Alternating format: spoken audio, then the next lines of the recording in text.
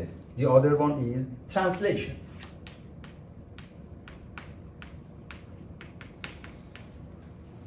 So the total degree of freedom, which we show it with n, is n theta plus n delta. The total degree of freedom is actually showing the number of unknown displacement. Any question? And using slope deflection method, we are going to basically calculate those unknowns. For example, theta b, theta c, delta c, we are going to find them. So let's practice on the concept of degree of freedom. We start with examples for n theta. So we have the same approach that we had for di. Remember, we solved a couple of examples for degree of indeterminacy. Here we are going to do that, but we don't go through complicated problems. We don't need that. So the first type that we are going to discuss is supports.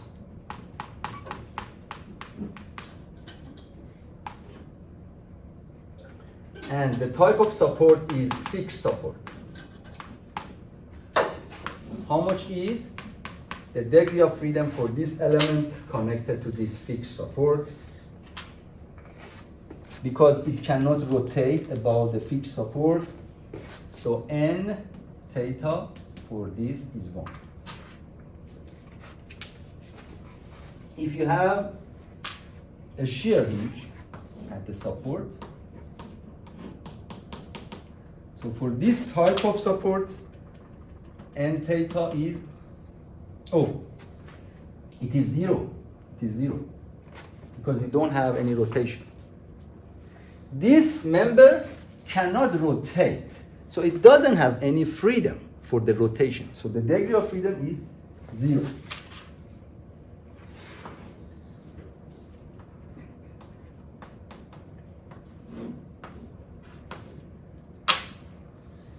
And theta is 0. So we have these simple examples. To you, these are simple. But later we will combine them, and then they may become a little more complicated. That's why we just separate them. Next category is rigid connection of the members.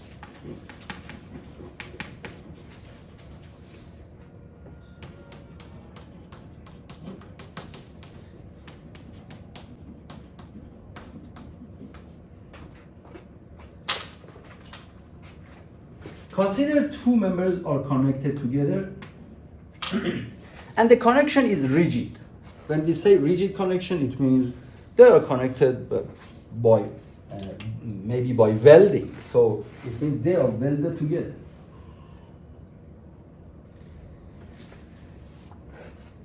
How many degree of freedom we have for this node? The intersection of two members or more than two members together at a point is categorized under the node.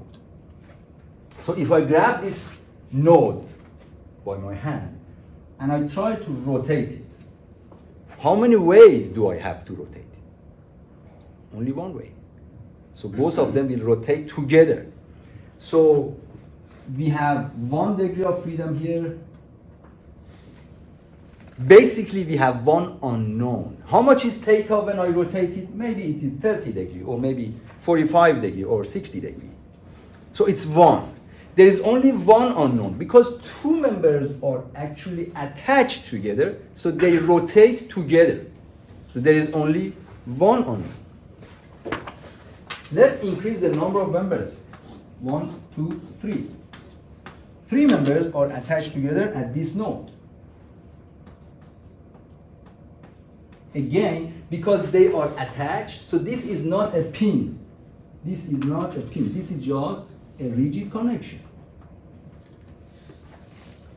3 of them will rotate together, so the angle for 3 of them is the same. So again, we have one unknown rotational angle.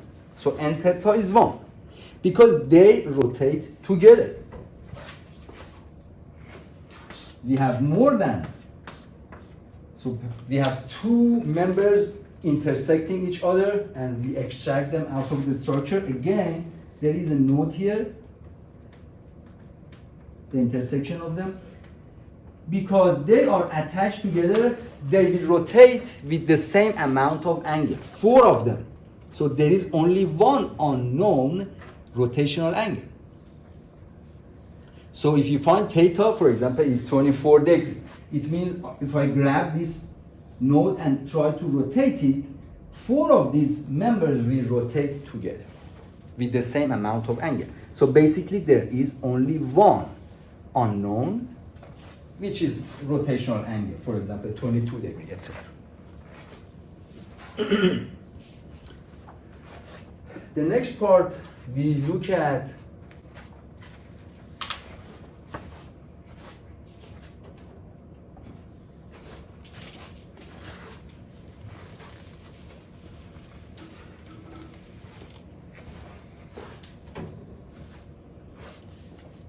roller and pin support.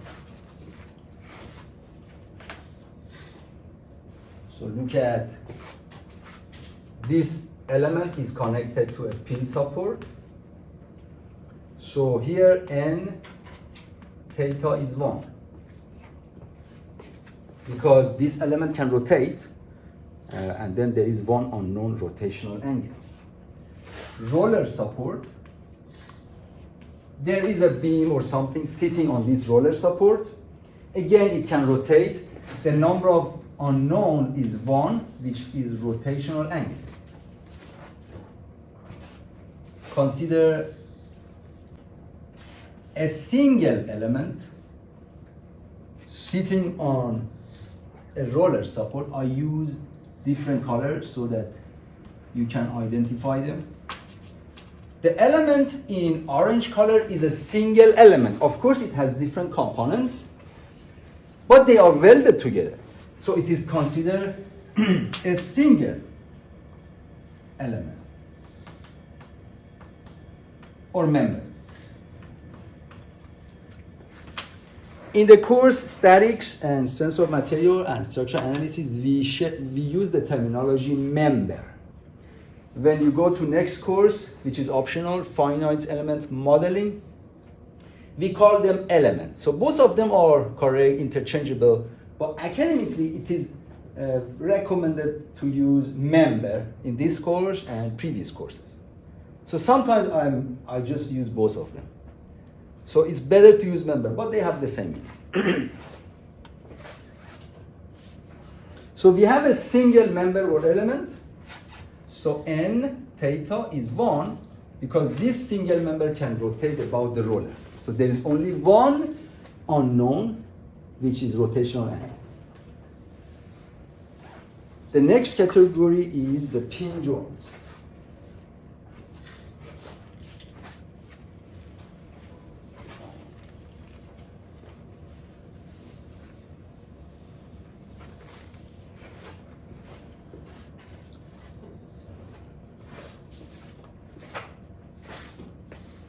We have two members connected together by a pin. Pin joints.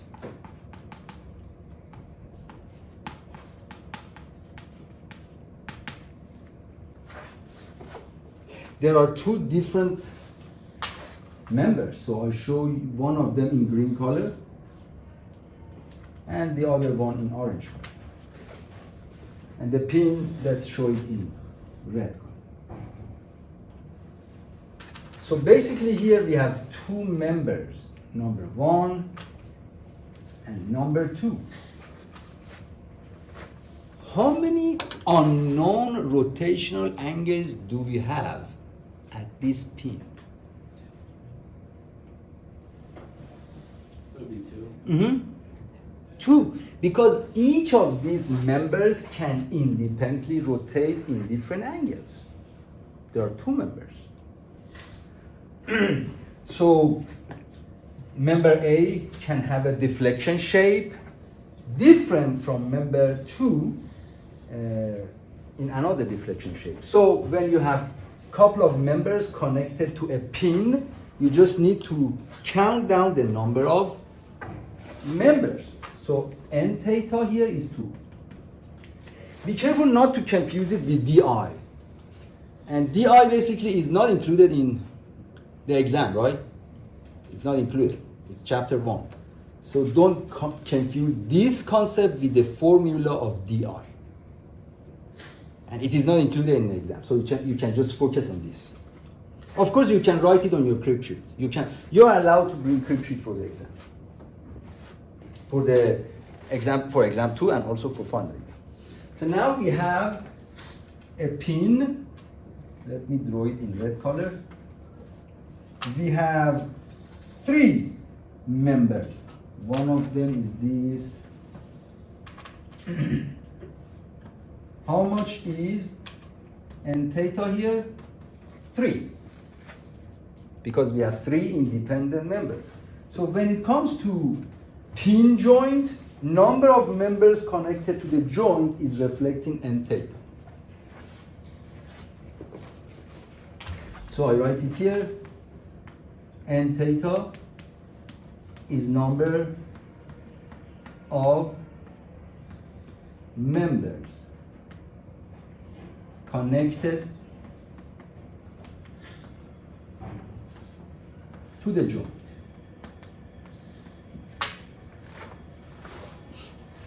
Any question?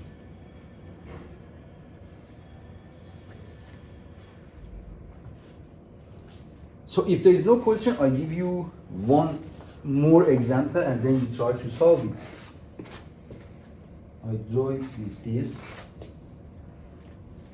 This is a member in blue color.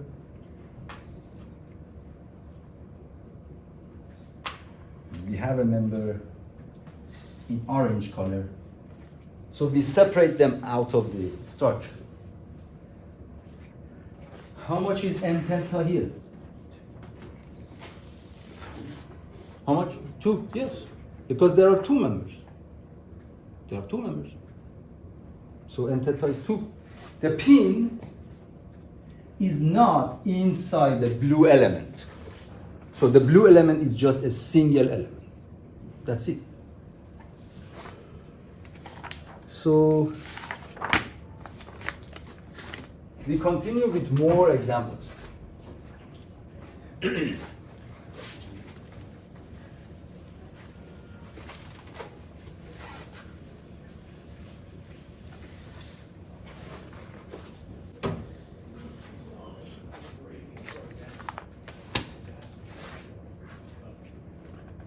We have one element and we have a pin here.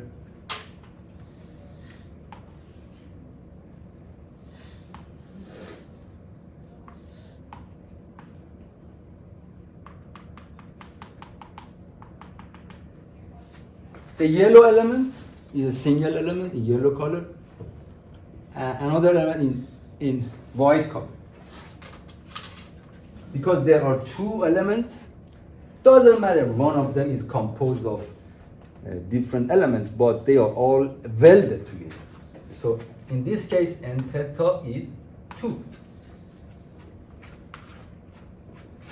Next example.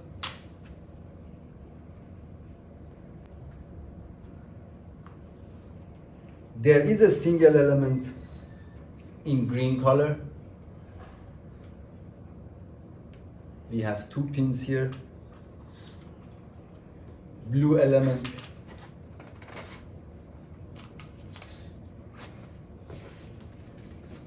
Pink element. How much is n theta here?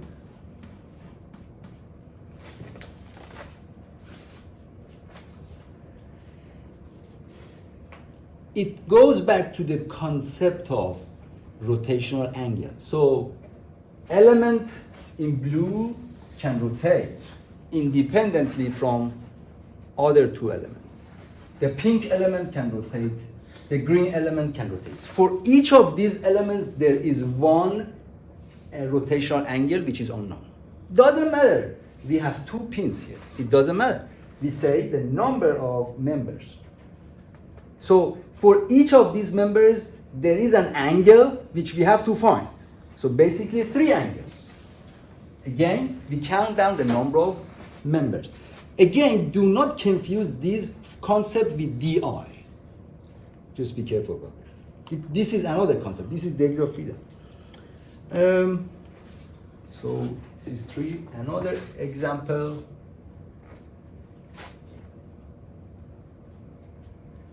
One element. We have a pin support. Another element in blue color. Another element in green. How much is n theta here? 3. Each of these elements can rotate. So we are looking for the rotational angle for each of these elements. So n theta is 3. Okay, we are done with the concept of, basically we were talking about pin joints. We are still discussing the concept of n theta, but we are done with the pin joints. So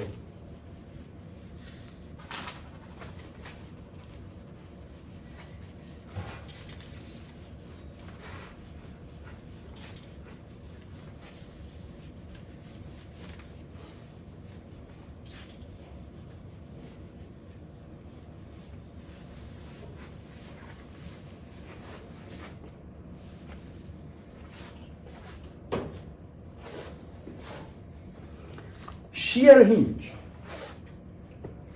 We are still looking at the value for n theta, and then we want to see shear hinge.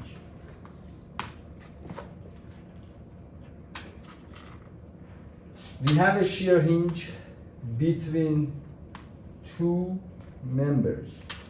One of them in yellow, another in blue. And we are looking for n theta. I'll give you time to think about it. But before you give the answer, I just want to remind you that if this shear hinge is rotated, let's rotate it. After the deflection shape, let's say this is the shear hinge. You grab it with your hand and you rotate it. But remember, at 2 sides of the shear hinge, something must be the same.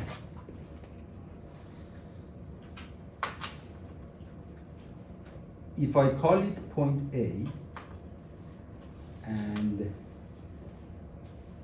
this one, point A, and I call this one point B, you already know theta for point B must be equal to theta for point A.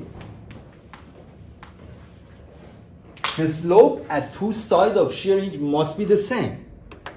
This is the concept that we already know. So how many unknowns do we have here? We have 2 members. Each of them can rotate, but there is a restrictions here. The rotation is the same.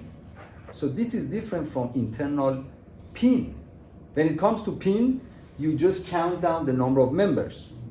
But here, theta A and theta B are the same. So we have only 1 unknown because theta A and B must be the same. So this is the difference between shear hinge and pin. The last concept, when it comes to n theta, we are still discussing n theta, and it is about springs.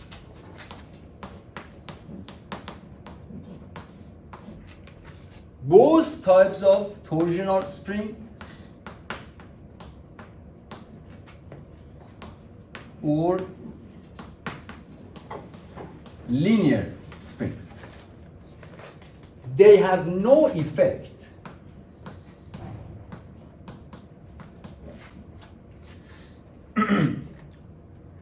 on n theta. It means you can remove them. It doesn't matter if you have them in your structure or not. They do not affect the number of unknown rotational angles. And it makes sense. For example, look at this structure.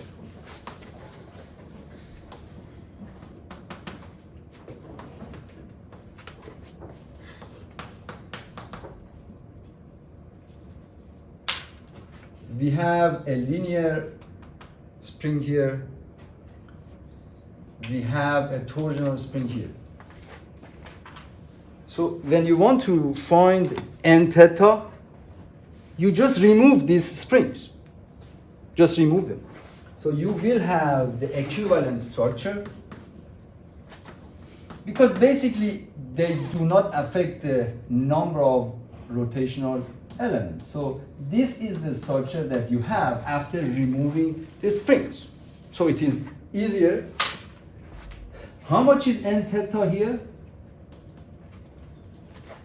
For the pin at point A, if I call it A, B.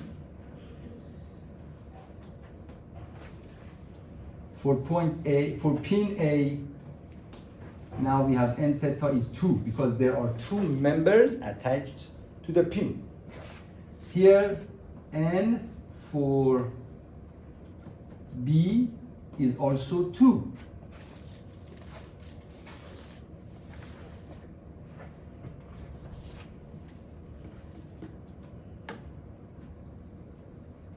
That's it. So together, n theta is 2 plus 2 is 4.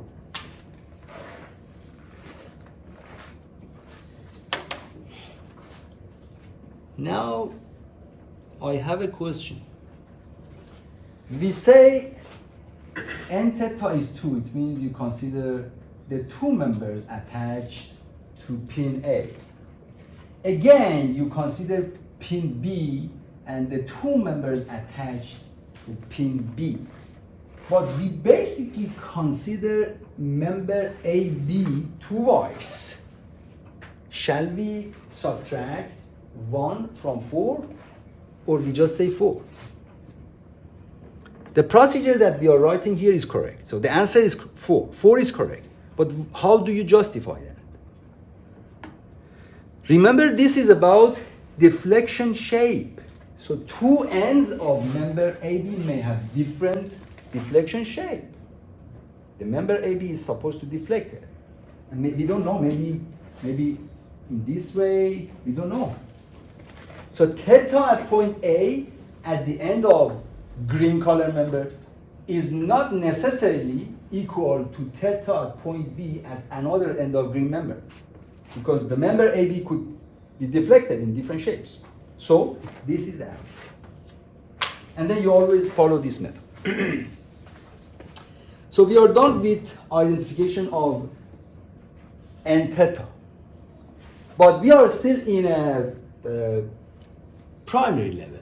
And I don't expect you to go for more professional level when it comes to n theta. Remember, the textbook doesn't even discuss it in terms of formula.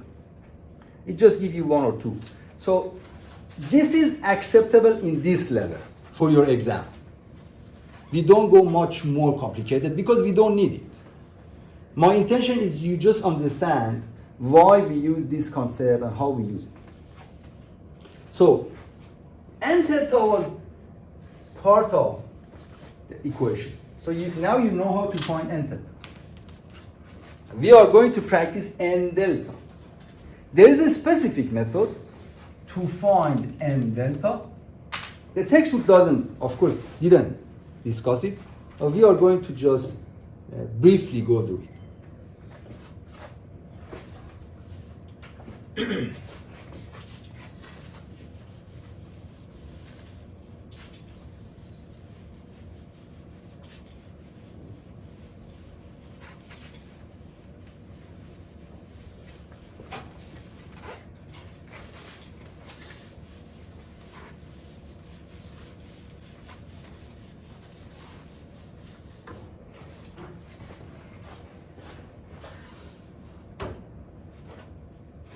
Okay, so the next concept, how to find n delta.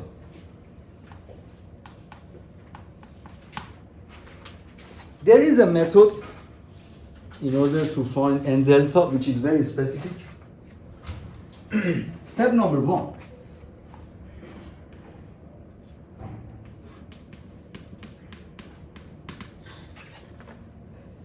Change all joints or nodes to a pin joint. Change all joints to pin joint.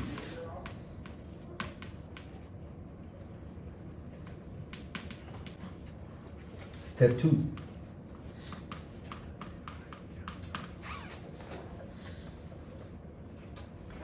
In the new structure,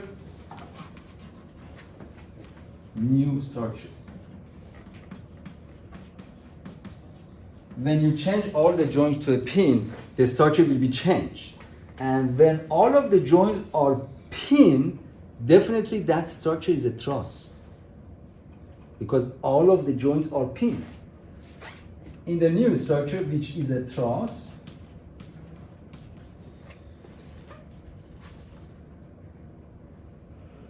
if this truss is stable, n delta is 0. And you know how to identify stable and unstable structure. If the truss is stable, n delta is 0. If the truss is unstable, then you need to add up some extra members to this unstable truss to make it stable. Minimum number of members to be added to make the truss stable. For example, you need to add up 2 members. That would be n delta. You will see that when we solve an example. So we will repeat these 2 steps with a simple example to understand it. Example said, determine the rotational and translational degree of freedom for the structure below. Rotational and translational degree of freedom. This is rotational, this is translational degree of freedom. This is a structure A, B, and this is C.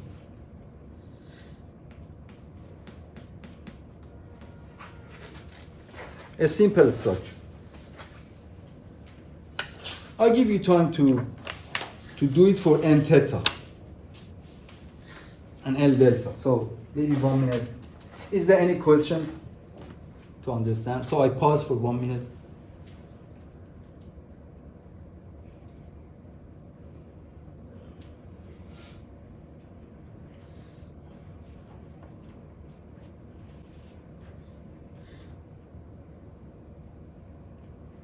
Any question? So try to, yes? Would you replace A with a pin support? Or? If you are following the steps, yes. But that one is for n delta.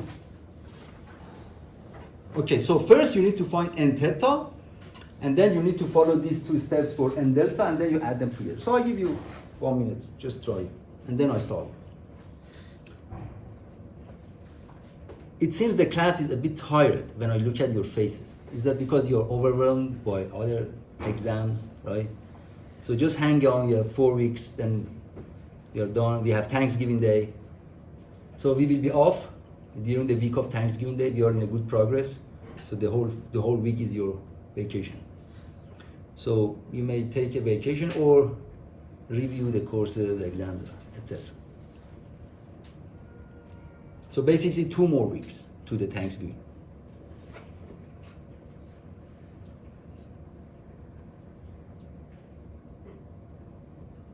If anybody could solve it, just raise hand.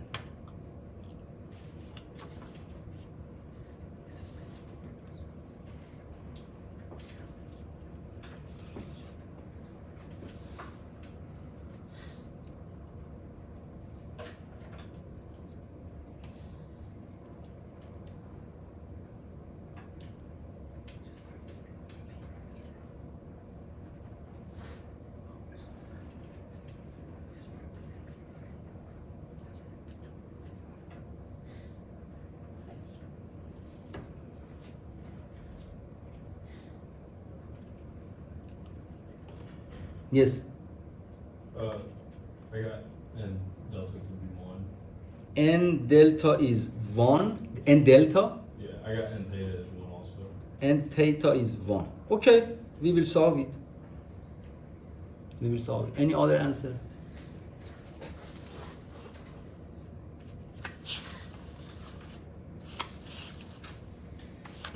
Okay. We start with N theta.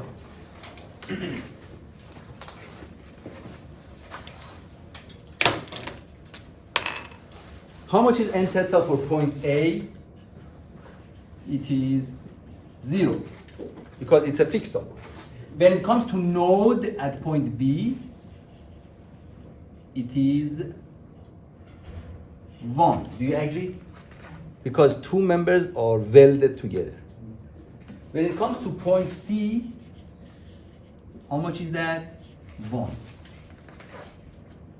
So in total, N theta total is 0 plus 1 plus 1, which is 2.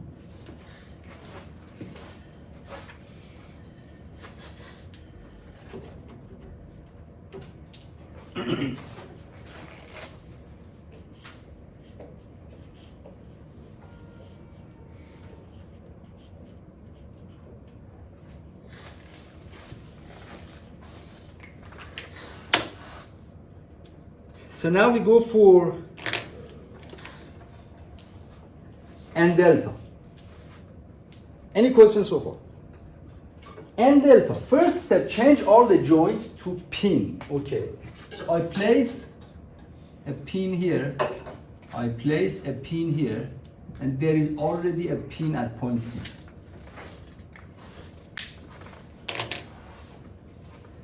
So I redraw this. Okay, this is A, B, C. So when I place a pin at point A, the fixed support at point A is changed to a pin support because it's a pin. Now, we are done with step number 1. Step number 2, look at the new structure which is kind of a truss because all the members are connected by pin. If this is stable, N delta is 0.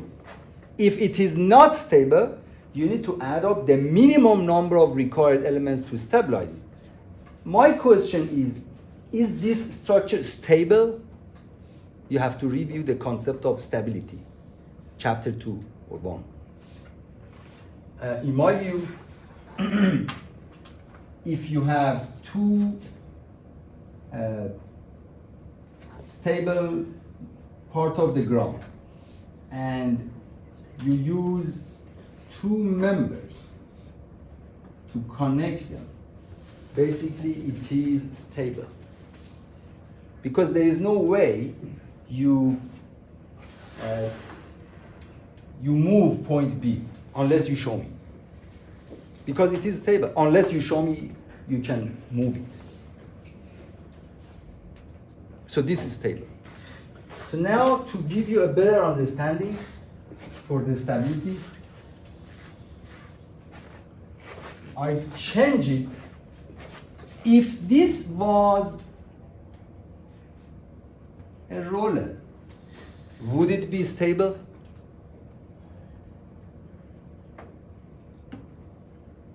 No. I can apply a payload here and it moves because this is a roller.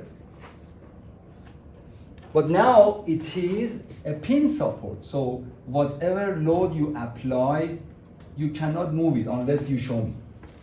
So it is stable. If you don't remember the concept of stability, you can go back and review the concept, chapter 2. So because it is stable, n delta is 0. So the total n is n theta plus n delta. 2 plus 0 is 2. So the degree of freedom is 2. This structure is kinematically indeterminate to second degree. We will solve one more example, but we don't continue more than that because we don't need. So my intention is just you understand how we formulate and we solve. Any question? Next example. This is your structure.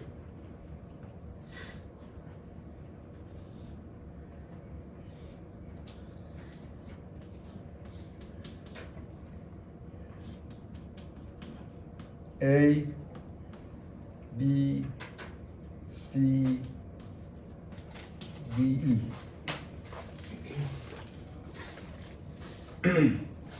Support A is a fixed support, support C is a pin, support E is a slider. The question is asking for degree of freedom.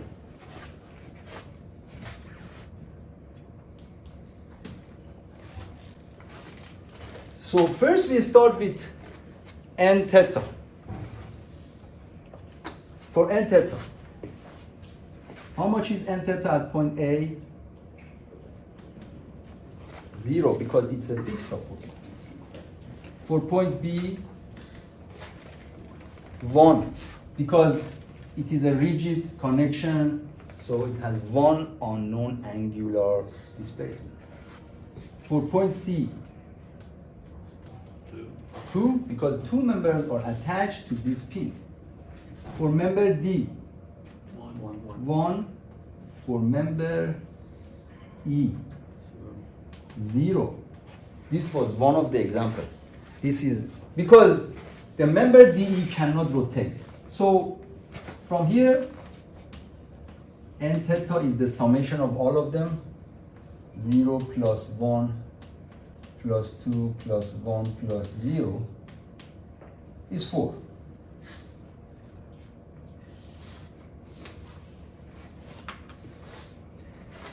N theta is 4.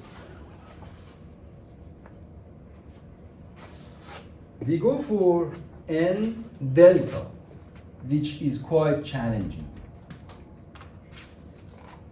We replace all the nodes, all the joints with a pin. Unless we already have a pin, so it means I place a pin here, I place a pin here, A, B, C, D,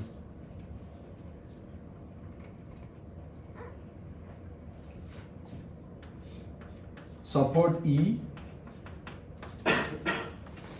becomes a roller. Do you agree?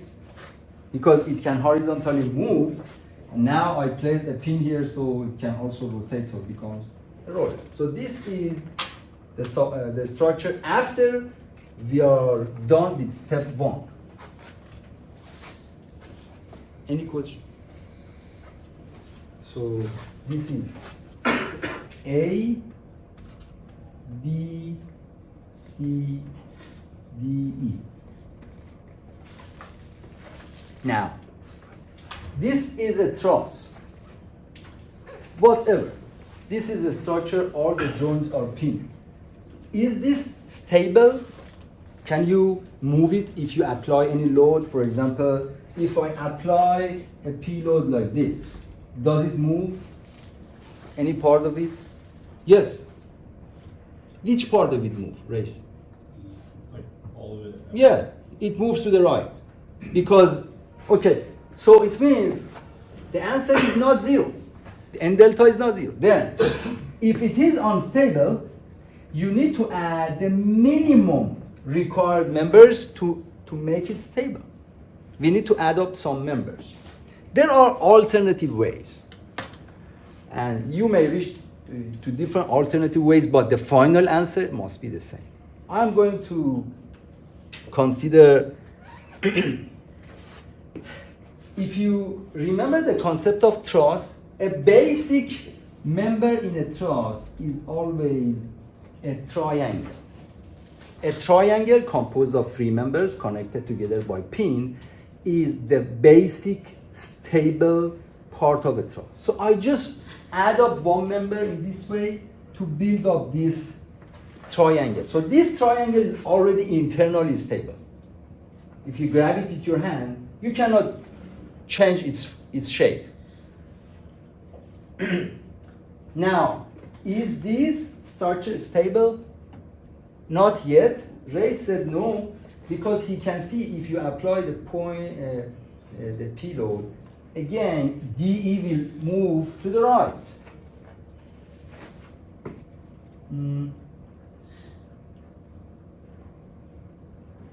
What member are we going to add? Look at here.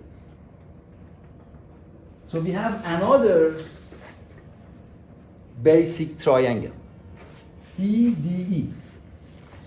Internally, it is stable. If you grab it, you cannot change its shape.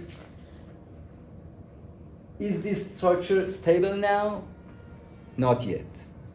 Because again, the P load will move it to the right. So the last, I'm going to add up this member. Now it is stable. You cannot change the shape anymore. The minimum number of required members shows N delta. So N delta in this case is 3.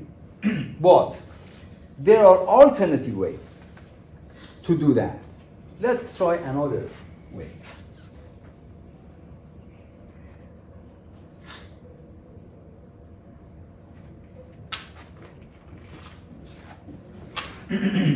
What do you think? If I add up the member in this way, now I have a basic triangle BCD. It is stable internally, but again, if you apply P load, this structure can deform because DE can move.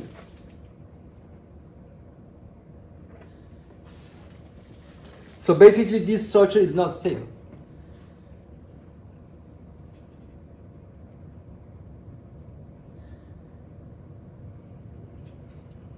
To better understand it, because basically we do not go based on our feeling, we go based on the systematic solution. If you have a rigid member, the one that I'm showing with pink color, and it has 2 pins at 2 ends, you can replace it with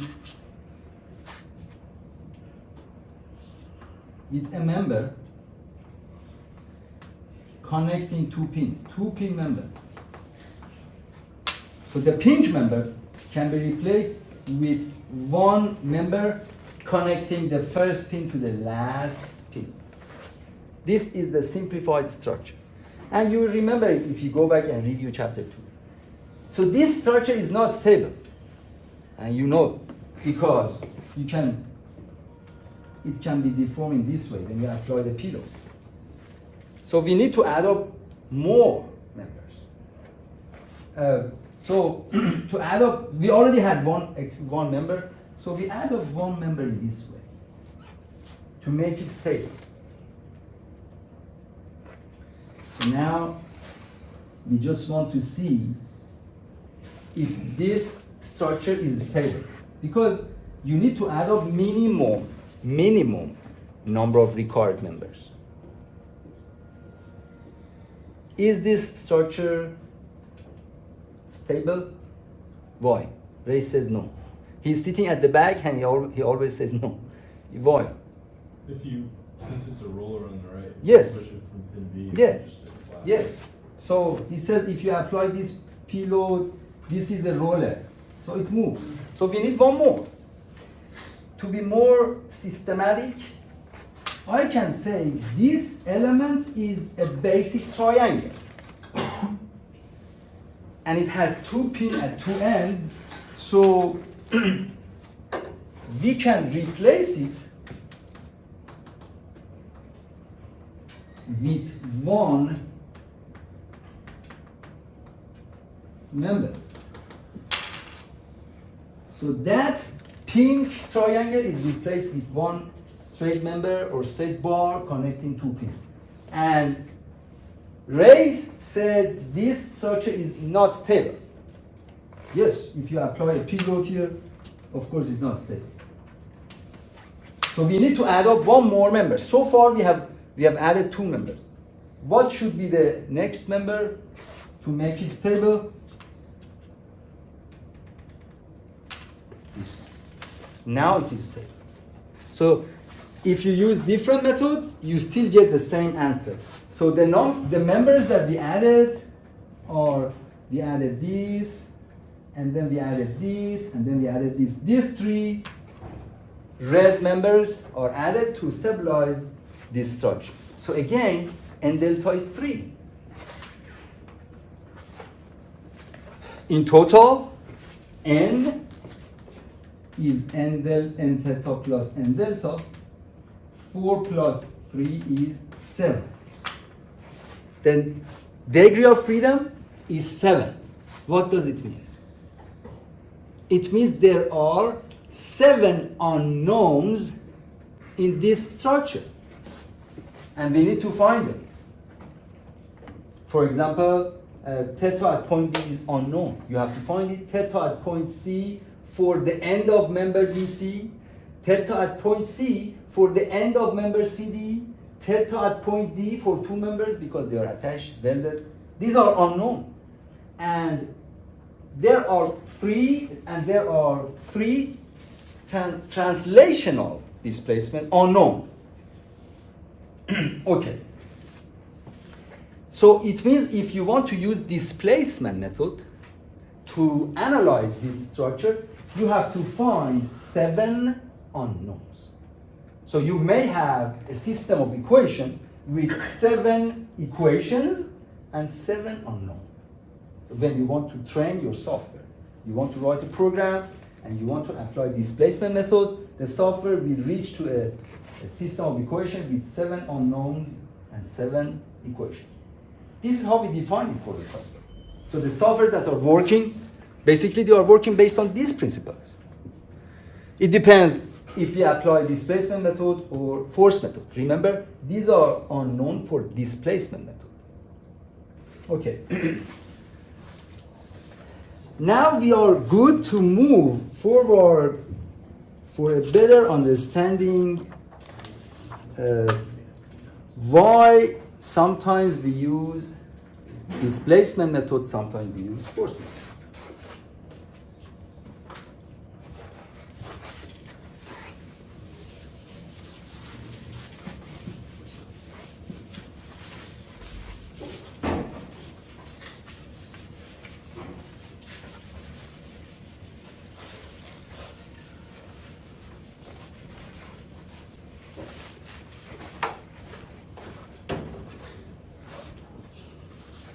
As a reminder, force method, let me write it here. Force method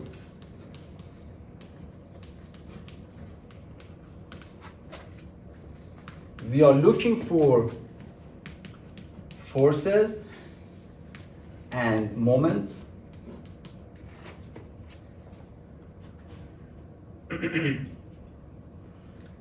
that are unknowns,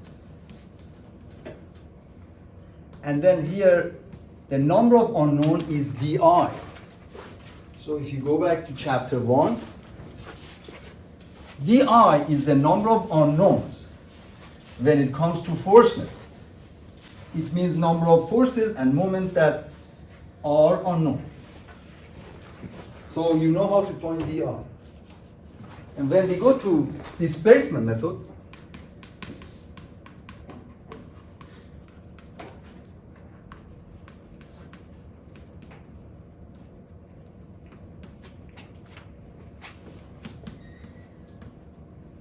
translation, horizontal or vertical rotation. These are unknown, and we need to find them. The number of unknown is shown by n. So this is the difference. So it depends which method you want to apply. If you are looking for the force method, the equations are different from displacement method, and the number of unknown is di, the number of unknown for displacement method is n. We look at example.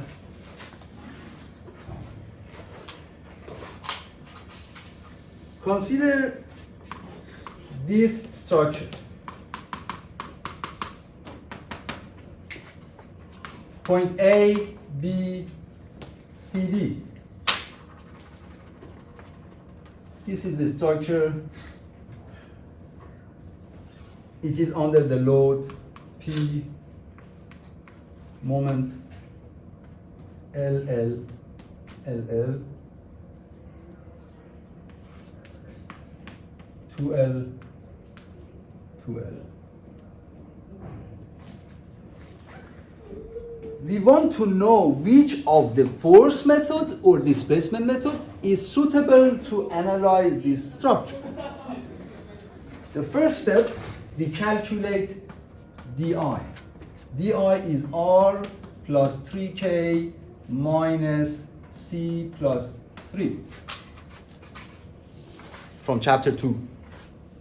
The support reactions, we have 4 support reactions. Each one has 3 unknowns, so 4 times 3.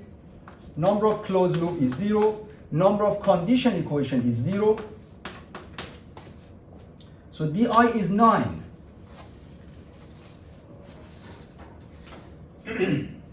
You have it. You have this PDF file in the link, so don't worry. So it means the number of unknowns is 9 if you use displacement.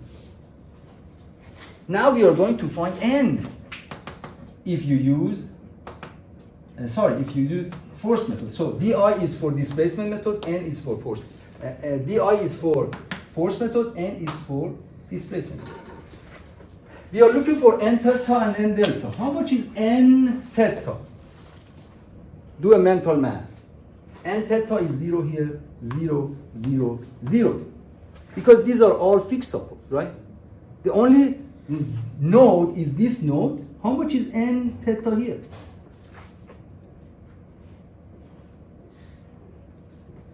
You can look at your node.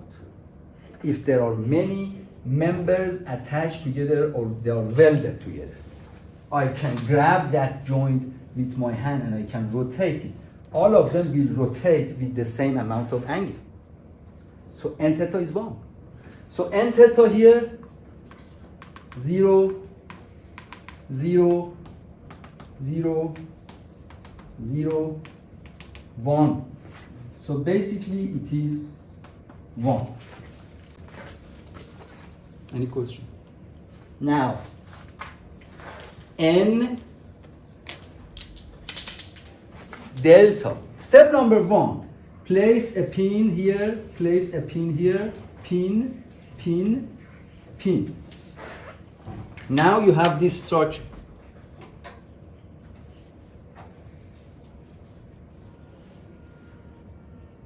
Is this structure stable? I redraw it here. When you place a pin, it's like this. All the supports are basically pin support. Is it stable? If you apply any load like this, can you deform it? No, it's stable. It is stable So n delta is 0. So we are done. We found di. What is di? The number of unknowns when you use force method. Okay.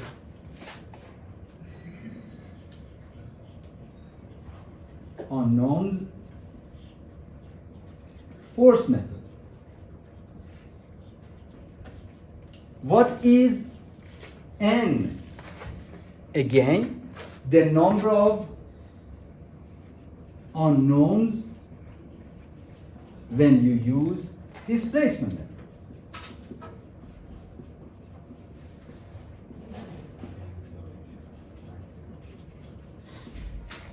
Which one would you choose?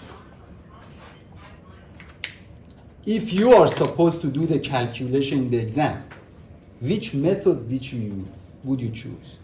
The one with 9 unknowns or the one with only 1 unknown? This is more suitable, right?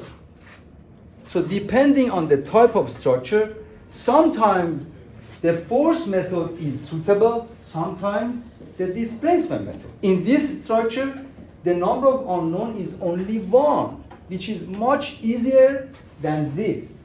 So displacement method is more suitable. This is the reason the textbook discussed degree of freedom. Now you know the reason. By comparing di and n, you can see which of these two methods is suitable for the structure. That's it. So we are done with the concept for application of degree of freedom. Any question? This example is important to understand why do you learn degree of freedom. What's the reason for it? Because you compare it with di, and then you see how many unknowns, and then you see which method is. We have not discussed the force methods. We will discuss displacement methods. One of the displacement methods is called slope deflection. We discuss it in next class. So slope deflection method is one type of displacement.